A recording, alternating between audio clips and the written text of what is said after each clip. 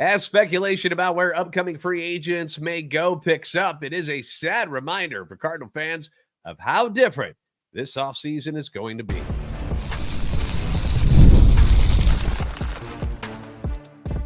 You are Locked On Cardinals, your daily St. Louis Cardinals podcast, part of the Locked On Podcast Network, your team every day.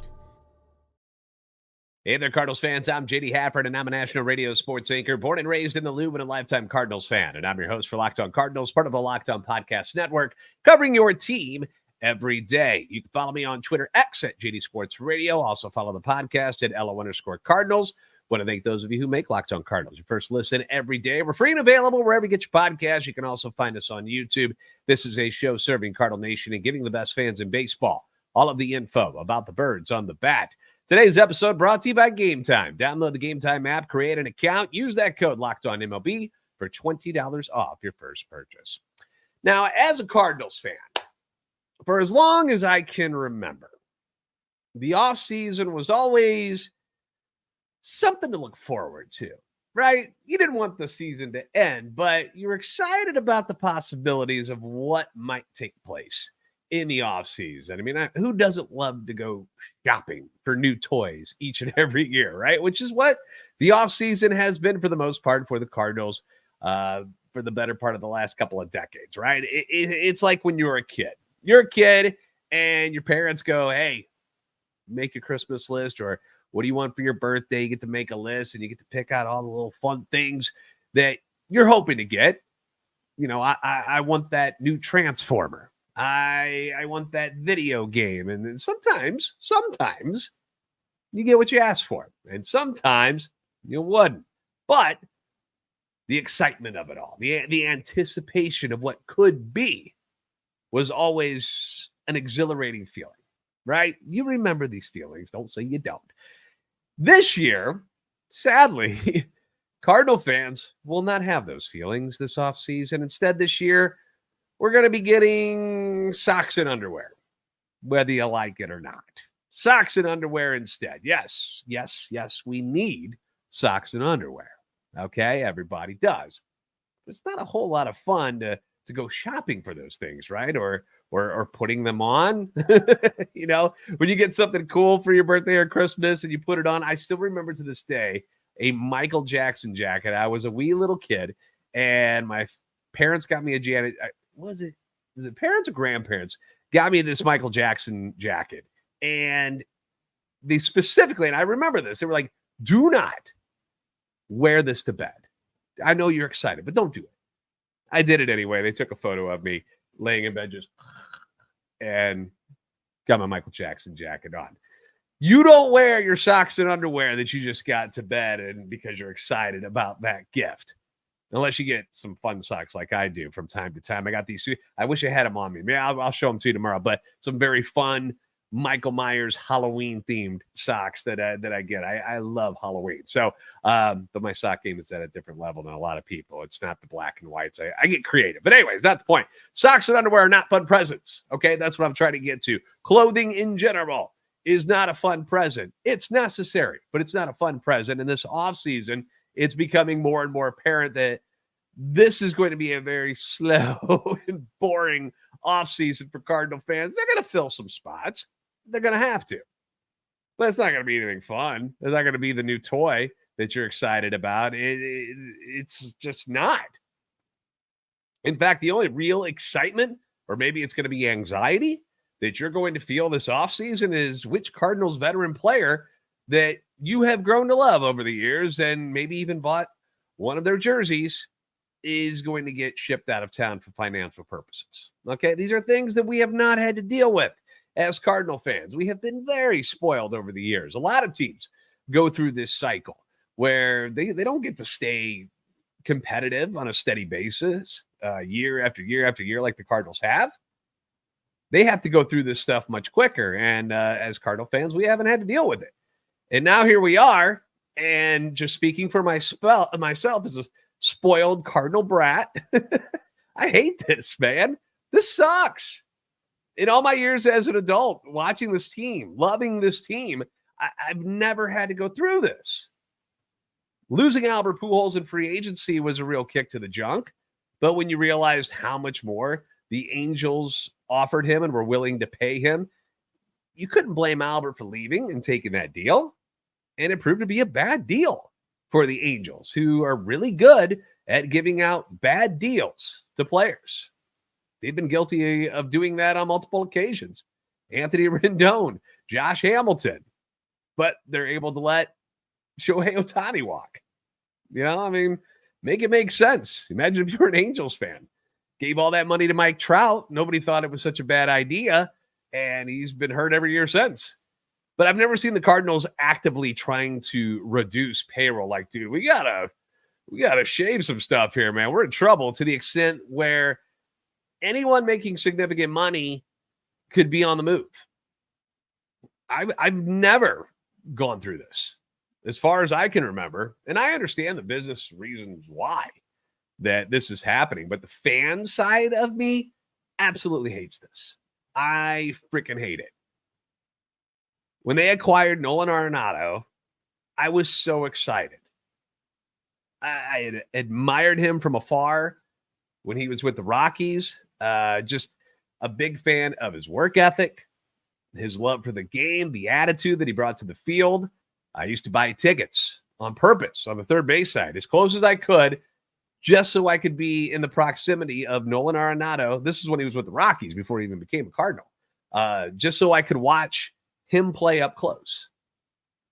I had so much respect for him, still do.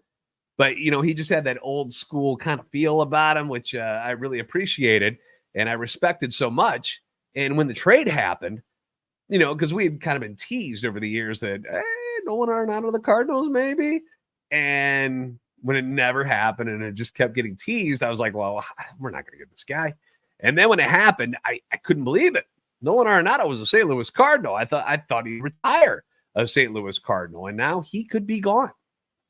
Wilson Contreras, the Wilson Contreras signing, although not as personal to me. I was never a catcher, so it didn't mean much to me about guy. I'm just not as into it as I was about, an infielder, third baseman, or a shortstop like I was for Arenado. But it was one that made sense after Yadier retired. If you remember, they weren't worried about the defensive side of being a catcher, which, obviously Wilson Contreras is not. Nobody really is as good as Yadier was, not by a long shot. But the complaint in 2022 was that the catching position was a black hole in the lineup. It was just like an automatic out. So they went and got the best hitting catcher available in free agency. They were like, all right, what new toy can we bring in? Remember, we got to talk about maybe trading for Sean Murphy from the A's, or was Wilson Contreras the right fit? Or were we going to trade with the Blue Jays for one of their three catchers? The hitting side of him is worked out. He's hit quite well. Injuries robbed him and us of what appeared to be a really good season for Willie this year. He looked much more comfortable behind the plate as a catcher. None of the nonsense from 2023 with talks of moving him to left field or whatever the hell that was. He was the number one catcher. And he was also one of your top DHs as well. He was going to be in the lineup just about every day, and he was hitting the hell out of the ball. But then the broken forearm in May, and later the broken finger after a hit by pitch in August. Just fluke accidents, and it was over. Now he could be gone. Sonny Gray seemed like a perfect fit for the St. Louis Cardinals, in my opinion. After Waino retired, the Cardinals moved on from Jordan Montgomery and Jack Flaherty and needed a new guy to lead the rotation. Sonny is coming off a second-place finish in the American League Cy Young. Made sense, a veteran guy, but not like a super old guy. We're not talking about, Lance Lynn, Kyle Gibson age type of guy. We're talking about a guy who's 34, great strikeout stuff, fiery attitude on the mound, a competitor through and through, something that all of us respected. And after 1 year where he had very respectable numbers, and I know people get very mad, like, he's not an ace, he's a number 2, he's not really as good as we think he is. He still won 13 games for a team that only won 84, had an ERA of 3.84, had over 200 strikeouts. He was everything you wanted him to be, unless you were hoping that he would go out and win 20 games, which is not what he did last year either with the Twins, if you remember. Gave up a lot more home runs this year. That was something I did not expect. But other than that, everything else that he did, I thought that's what he was going to do. I was more than happy with what I got from Sonny Gray this year. Now he might be gone. And it saddens me to see how things have gotten so out of whack with the St. Louis Cardinals organization. It bugs the hell out of me that this is where we're at and this is what this franchise has to do. They've made enough mistakes to where this is where they have to go. And it's the right move. Don't get me wrong. It's the right move. They need to do this. It's time to do this. Doesn't mean I have to like it. It doesn't mean I have to enjoy it. They didn't win anything with these guys as great as Nolan Arenado and Paul Goldschmidt and Wilson Contreras and Sonny Gray and Ryan Helsley, all these guys that we are feeling like are great players. They didn't win anything with them. So why keep running it back with them? I get it. I don't have to like it. And neither do you. It's okay to be upset about it. And if you want to point fingers at who did what to get us here, that's fine too. That's something we've discussed already. A lot of blame to go around. It's just a bummer. It's just a bummer. And I just, wanted to kind of get that off my chest talking about things because I was going through at The Athletic today and Jim Bowden had written up, and I think it was his top 45 free agents to be coming up this year and what were the best places that they could land. He always does that article where he's like, okay, and this is the spots that make the most sense for him. Not one of them. This is the first time I've ever seen this. Not one of them was a fit for the Cardinals because he knows they're not going to pay any of these guys. And it was rough. I'm going through it and I'm like, obviously you got the familiar names like Mets, Yankees, Red Sox, Dodgers. You got the expensive guys, Phillies, whatever. And usually you have the Cardinals kind of sprinkled in there as, this would be a good fit. Not one. So it started making me feel pretty damn bad. And so I wanted to share with you how bummed out I was. I want to get to some fan feedback next. We got to talk about replacing Paul Goldschmidt, an episode we did earlier this week. Some talk about Yadi's new managerial position and that question I posted for you guys on our Twitter page. So if you didn't see that yet, we're going to get into all of that coming up on Locked On Cardinals. PrizePicks is the best place to get real money sports action with over 10 million members and billions of dollars in awarded winnings. PrizePicks has made daily fantasy sports accessible to all. You just pick more or less on at least two players for a shot to win up to 100 times your cash. Run your game all season long on PrizePicks. You can now win up to 100 times your money on PrizePicks with as little as 4 correct picks. It's the only real money daily fantasy platform with an injury insurance policy, which, when you're using football players, that's a big deal. So your lineup stay in play, even if one of your players gets injured. If your player leaves in the first half and doesn't return, PrizePicks keeps your lineup live.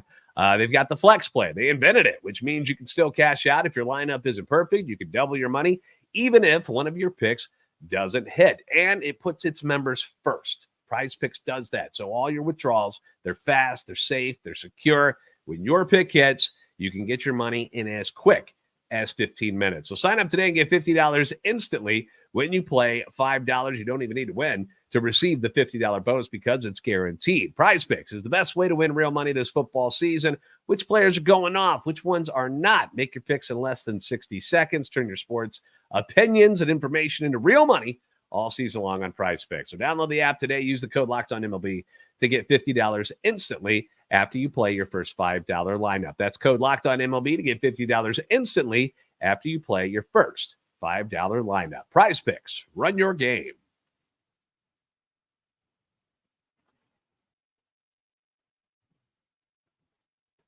Thanks for making Locked On Cardinals your first listen every day. You can leave your comments on YouTube as well as on Twitter X anytime you want. Your feedback is always welcome and encouraged. And we do these fan feedback segments during the show, specifically during the off season when there's just not a ton of action going on, but it's also a way to kind of get your opinions heard and get your voice out there as well.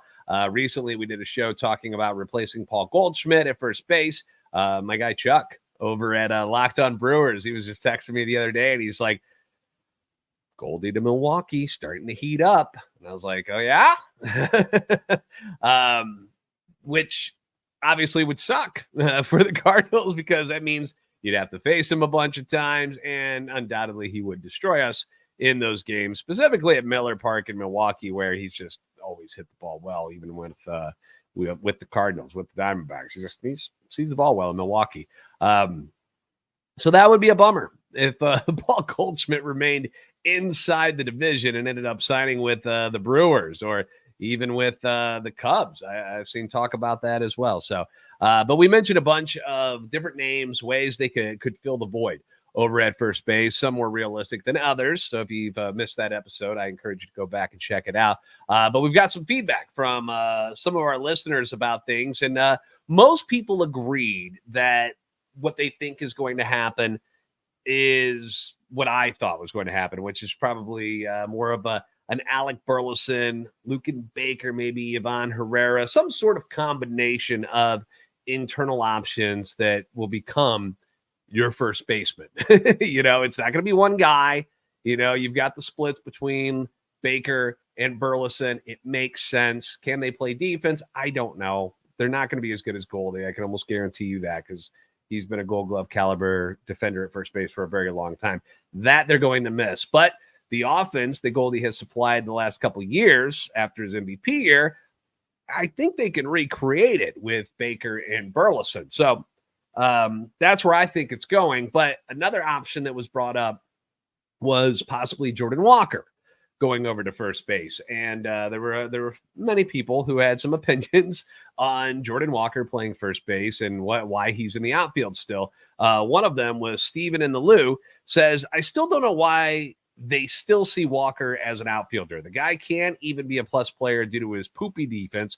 I substituted poopy in for a different word, in case you're wondering.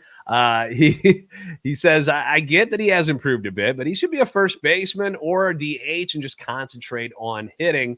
That's what big lumbering guys do. This has been a very stupid organization for far too long. All right. Well, Steven, thank you for participating and giving us your opinion about Jordan Walker in the outfield, and you'd rather see him at first base. And I think moving him to first or focusing on DH, it's an option, obviously, at some point. But Jordan Walker is still 22 years old, right? He's still 22. I think there is still hope out there that his athleticism will allow him to become a better outfielder. Some forget that he's only been out there for 2 seasons now. He did not play outfield in high school. He was not playing outfield in the minor leagues until the Cardinals said, hey, we want you to start working on this. That was 2 years ago. So this will be year number 3. And he has shown improvement. He's nowhere near where fans want him to be, and probably where this organization thought he would be. They probably thought that he would have been a better outfielder than this already. But he's still learning. He's still learning out there. And I know he's a big guy, but he's not a big lumbering guy. All right. So I don't know where this idea that Jordan Walker is some just huge, massive, slow guy out there on the outfield. I mean, I know he's the size of Giancarlo Stanton, but runs infinitely better than Giancarlo Stanton. I know you guys had to, if you're watching the World Series, you saw him get thrown out at home the other night, and so many memes and jokes online about Stanton's speed on that one. Jordan Walker is not that. He runs rings around Giancarlo Stanton as far as speed goes. His sprint speed is in the 78th percentile of all of Major League Baseball. And if you go to baseballsavant.com, which is a great website if you don't go there, but tons of stats. So if you're a stat nerd, you're going to go crazy there.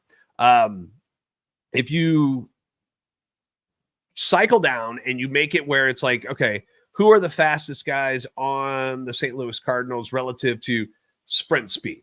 So feet per second. Jordan Walker is at 28.4. What does that mean, right? You're like, well, I don't know what the hell it means, right? It means that he only trails Victor Scott, who was at 30, Jose Fermin, 28.9, and Mason Wynn at 28.8. He's a fraction faster than Michael Ciani, who I think a lot of us would agree, pretty quick dude out there in center field, right? Ciani's sprint speed, feet per second, 28.3. Jordan Walker is at 28.4. He runs extremely well. And all of those guys are quite tiny compared to the size of Jordan Walker and his 6'6", 250-pound frame. He's also got a cannon for an arm. 97th percentile in all of baseball in arm strength. He just is not very good at judging the fly balls yet. That's his problem, which I know, kind of a big deal. As an outfielder, I get it. But you're hoping that that area of his game will improve with more repetition as time goes on, as he continues to play and learn how to play the outfield.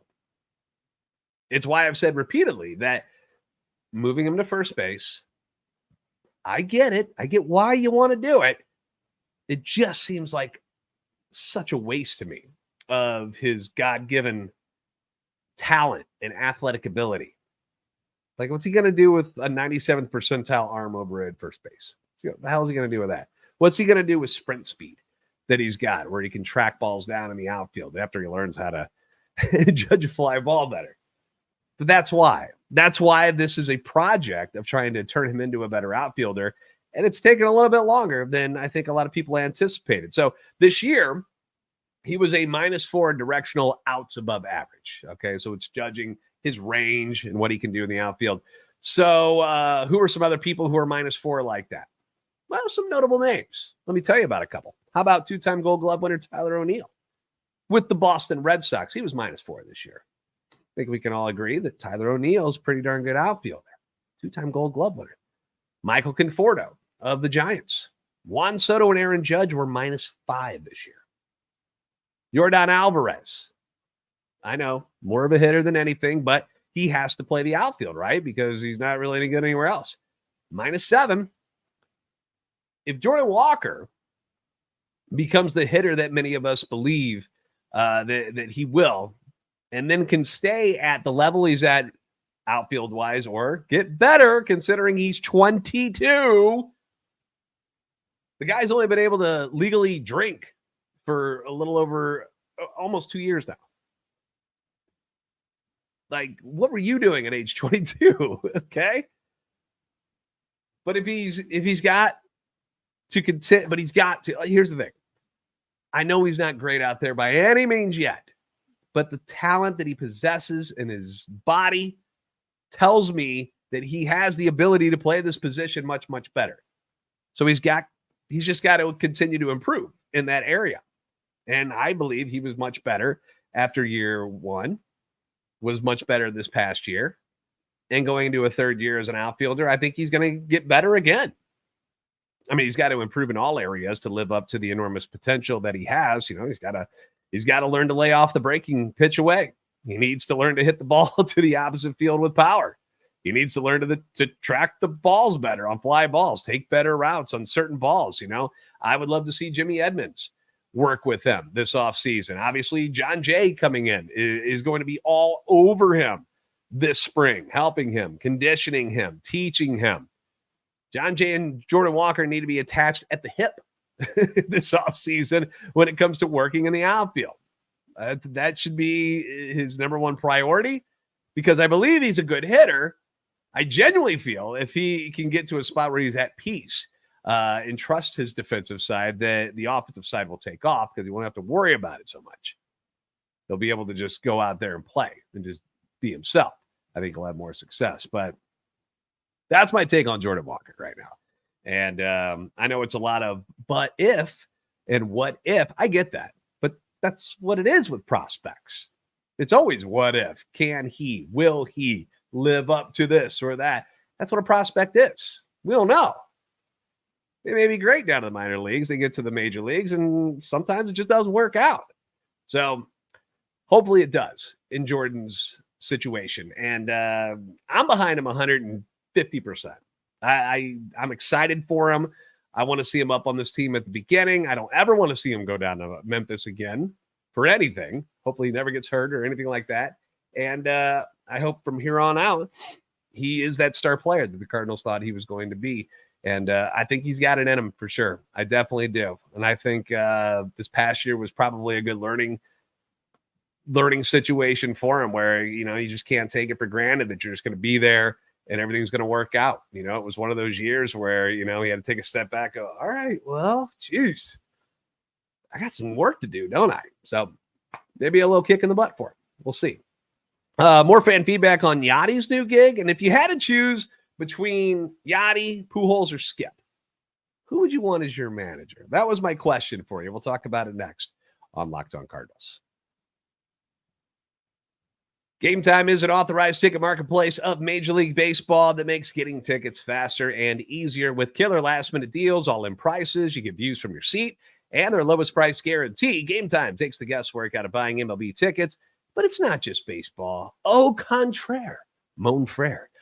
You can save up to 60% off by buying last-minute tickets to all of your favorite sports, whether it's the NFL, college football, NHL, the NBA. You've got that going on. College basketball is getting ready to start. I'm excited about it. What about concerts, comedy, theater? They can get you into all of this. Flash deals, zone deals, all-in pricing, the seat views.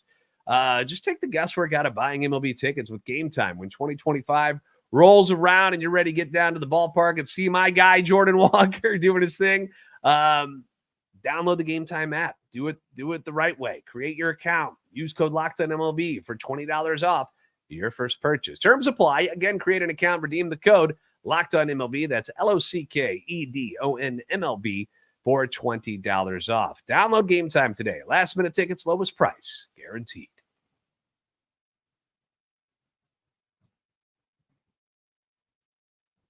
Thank you for making Locked On Cardinals your first listen. Today, for your second listen, you can find Locked On MLB. Baseball guru Sully brings a daily blend of humor and baseball, keeping you up to date on every aspect of what's going on in the World Series. I know we're doing a night one here tonight episode, and Yankees after that, oh my gosh, inning. What? Talk about imploding defensively. But they are up 6-5 in the top of the seventh at the time of this recording. But Sully will be talking about it no matter what happens.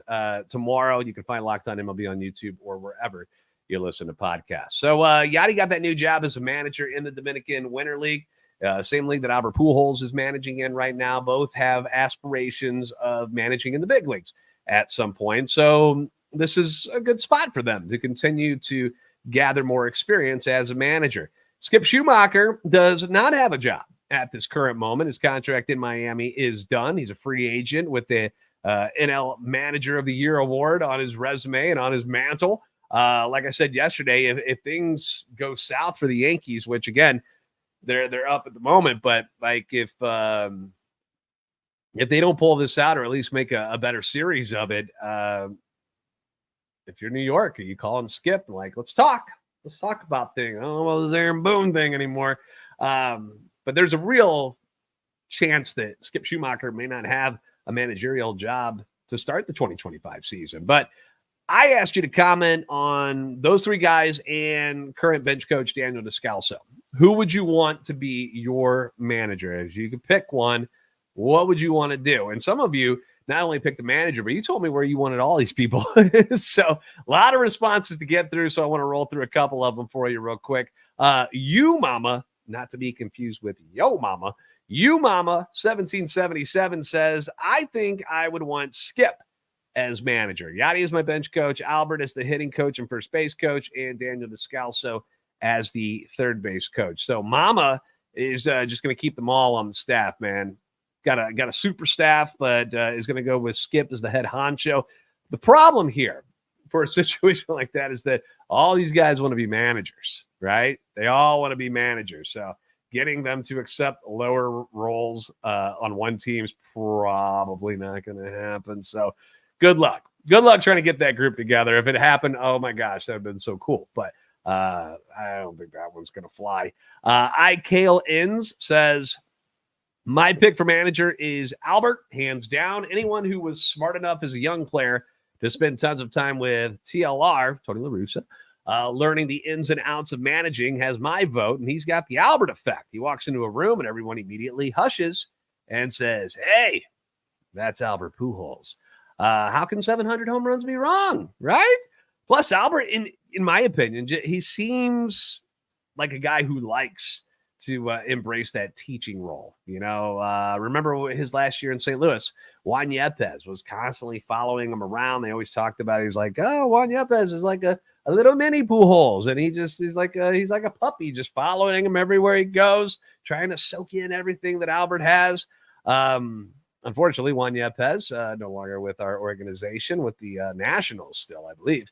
But watching him go through that, Albert seems like a guy who's got the patience to be able to work with young players. Yet, if he's got veterans in the room as well, obviously can speak to them, in a proper tone, and a way to show respect wouldn't be, a pushover kind of manager. How some players who become managers kind of, they're a player's manager, and they kind of lose control of the clubhouse, where I don't feel like that would happen. I feel like Albert, there's much more respect for what Albert Pujols is and what he's done over the years, that I don't think that would happen to him. Kurt Welling says, Yadier was born to be an MLB manager. Obviously, Skip is great. Albert could be great, but my judgment is that Yadier has this in his bones. Yeah.